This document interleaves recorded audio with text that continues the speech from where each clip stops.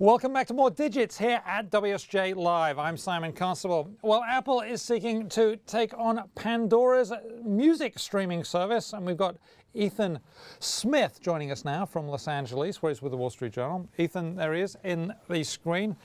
Apple taking on a big competitor here. Tell us about this.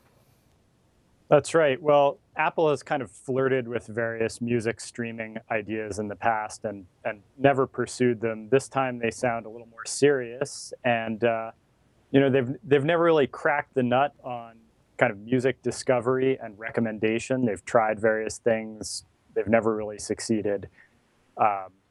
This time they're trying to get things pulled together to do a kind of custom radio service like Pandora does, where you dial in an artist or a song, and then it creates a station based on that preference. They have a huge advantage here. They have a lot of iTunes customers already, don't they?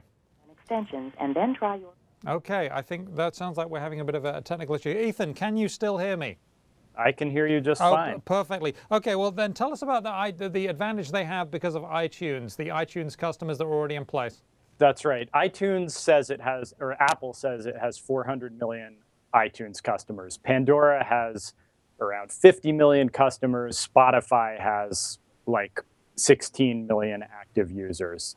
So, there's just a huge advantage there. Plus, they can just build these things right into the devices that everybody likes to use. So, they could have a running start.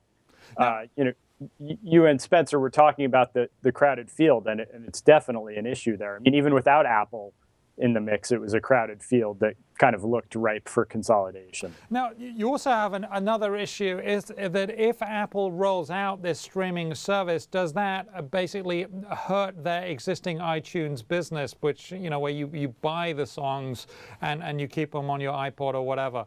Well, I think these are scratching fairly different itches. I mean, the Pandora model is, it's more like the radio. You're not choosing the songs you want to hear. You're kind of choosing a kind of music you want to hear and letting the service do the choosing for you. Something that was more like Spotify, where you can actually, effectively rent music instead of buying it. That might be more of a problem for the iTunes sales model. When might Apple do this, and does Apple really want to destroy these other companies? Well, I'll take those in reverse order. I don't know if they want to destroy these other companies.